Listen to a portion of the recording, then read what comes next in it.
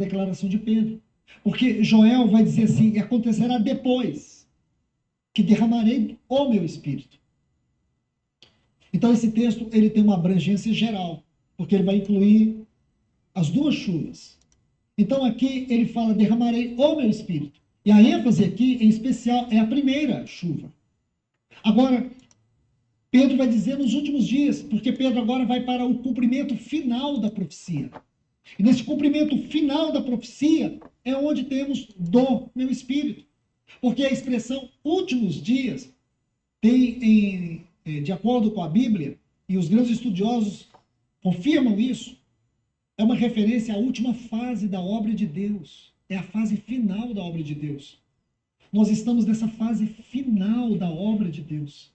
Nós estamos aqui no limiar de um grande acontecimento, um acontecimento cósmico, que é a volta do nosso Senhor. Mas antes disso aqui, irmãos, o Espírito Santo vai fazer uma grande obra na igreja. Por isso que o escritor aos Hebreus diz no capítulo 11, ali nos versículos 39 e 40, diz, por haver Deus provido coisa superior ao nosso respeito.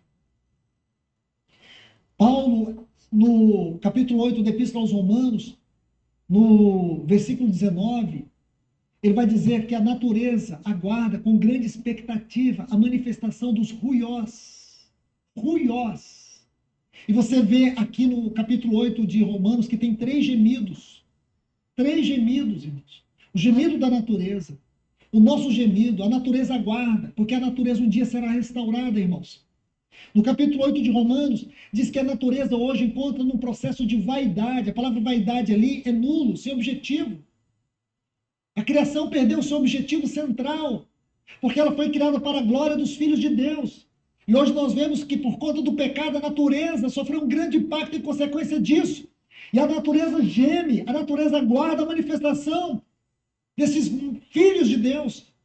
Não só a natureza, nós também temos o gemido do Espírito.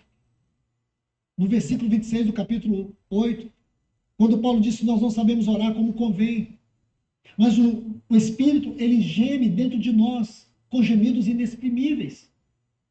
O irmão Martin Lloyd Jones, ele diz que esse gemido do Espírito é para que nós alcancemos a natureza elevada do nosso chamamento, que está dentro de todo esse contexto, desde o versículo 18 desse capítulo 8, para que a igreja encontre o seu verdadeiro chamamento celestial. Esse é o gemido do Espírito. O Espírito geme, irmãos, para que nós venhamos sair dessa periferia, dessa superficialidade, dessa frieza. O Espírito Santo geme e o seu gemido vai produzir, sim, fruto, resultado, que é essa chuva seródia. Uma igreja madura, filhos ruiós, filhos maduros. E tem também o gemido do nosso corpo aguardando a redenção. Então vamos aqui observar. O que precisamos saber é que os últimos dias, a última fase da obra de Deus, chuva seródia, é o avivamento final. Haverá o avivamento final. Tire essa ideia da sua cabeça, que a igreja está acabando, que a igreja está perdendo a sua expressão. Sim, temos sofrido muitos ataques quanto à identidade, vocação, chamamento, expressão da igreja.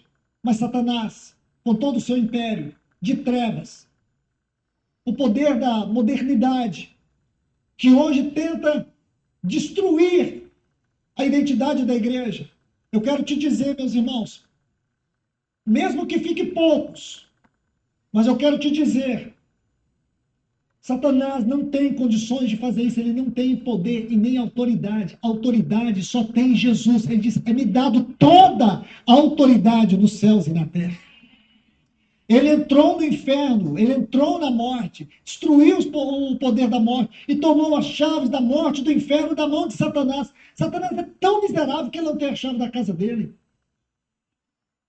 Nosso Senhor Jesus tem a chave, porque é ele que tem a autoridade. Você vai ver em Apocalipse alguns lugares, dizendo assim, e foi dado alguns anjos maus para poder executar coisas ruins. Por que foi dado? Porque Satanás não tem poder para que possa agir deliberadamente. Não, ele age debaixo da autoridade de Deus. Satanás é um condenado, miserável, fracassado servo que só existe para fazer aquilo que o Deus soberano permite. É isso. Nós temos que olhar para Deus assim e ver Satanás assim.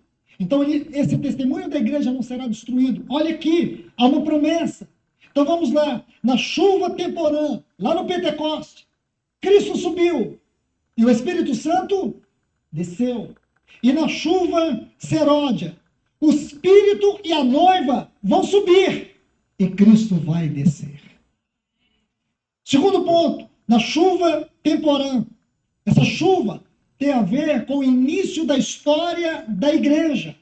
A chuva seródia tem a ver com o final, com a consumação da história da igreja. Chuva temporã, o início. Chuva seródia, a consumação. A chuva temporã, o Pentecoste, preparou a igreja para a sua missão terrena. A chuva seródia, ela preparará a igreja para a sua missão eterna. Vamos para mais alguns pontos. A chuva temporã, que é prefigurada ali pelo Pentecoste, habilitou a igreja para vencer todas as perseguições do Império Romano. A chuva seródia habilitará a igreja para vencer toda a perseguição do Império Romano, que é prefigurado pelo Império da Besta, esse império que reviverá nesses últimos dias. E assim como a chuva temporã habilitou a igreja primitiva, a qual foi perseguida e venceu, a chuva seródia nos habilitará. Sofreremos todas as perseguições, mas nós venceremos. A chuva temporã, ou nesta chuva, o Espírito Santo foi derramado. Derramarei o meu Espírito. Agora, na chuva seródia, Deus derramará do seu Espírito. Agora, um outro detalhe. A chuva temporã é prefigurada, como eu disse, pelo Pentecoste. A chuva seródia, ela é prefigurada pela festa dos tabernáculos.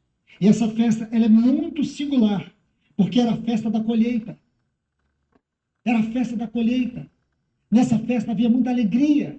O povo estava feliz. Por quê? Porque eles estavam vendo todo o fruto. Eles estavam vendo a abundância. Eles estavam vendo toda a riqueza que Deus havia proporcionado para eles. Então eles tinham um coração muito cheio de alegria. Eles tinham prazer de cultuar. Só que, ao contrário da nossa sociedade de hoje, o que eles faziam? Na festa dos tabernáculos, eles pegavam cabanas e montavam. Para dizer o quê? Para dizer para todo mundo: nós somos ricos, nossos celeiros estão cheios, mas nós somos peregrinos nessa terra. Nós não pertencemos a essa terra. Essa terra não é o nosso lugar. Quando você olha para tudo isso, meus irmãos e irmãs, que alegria entender esse paradoxo.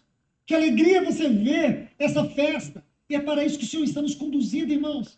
Como o Senhor tem se dispensado, como o Senhor tem se derramado, como o Senhor tem se revelado para nós. É muito claro o que eu disse ontem sobre o capítulo 12 de Daniel. Isso é muito claro. O Senhor está se derramando. O Senhor, Ele está se revelando de uma maneira gloriosa para a sua igreja. E o nosso coração tem que se abrir para poder recebermos tudo isso, meus irmãos e irmãs. Deixa eu dizer algo para vocês. Agora, quando você estuda a chuva temporã, aquilo que foi produzido ali em Atos, eu quero mostrar alguns pontos. O que era a igreja em Atos dos Apóstolos? Quero poder, resumidamente, poder mostrar isso. A igreja em Atos dos Apóstolos, irmãos, foi uma igreja que recebeu esta chuva. E não foi a igreja, a grande, vitoriosa, foi o Espírito nela. A nossa tendência é olhar Atos dos Apóstolos. Na verdade, esse livro deveria chamar Atos do Espírito Santo. E a grande ênfase não pode estar na igreja primitiva. A grande ênfase tem que estar sobre o Espírito Santo na igreja. Então vamos aqui rapidamente olhar alguns pontos. Primeiro ponto, a fundamentação da doutrina. aquilo que é chamado de doutrina apostólica. Atos 2:42, eles perseveravam. Diz aqui, na doutrina dos apóstolos, na comunhão, no partir do pão e nas orações. A igreja primitiva tinha isso aqui como fundamento. Nós podemos chamar aqui de fundamentos práticos. A igreja... Bom, senhores, o nosso tempo já deu. Espero encontrá-los amanhã na nossa live sobre a mesa do Senhor. E esse vídeo, continue ouvindo na sua casa e, de preferência, falem com Deus. E se você não nasceu de novo, fale com Ele que você nascerá essa noite. Porque é uma escolha. E acompanhe as nossas atividades. Compartilhe. Que isso é para a glória de Deus, para o reino de Deus. E a intenção é nos encontrar no corpo de Cristo e na vida eterna. Vem conosco. Uma boa noite. Tchau, tchau.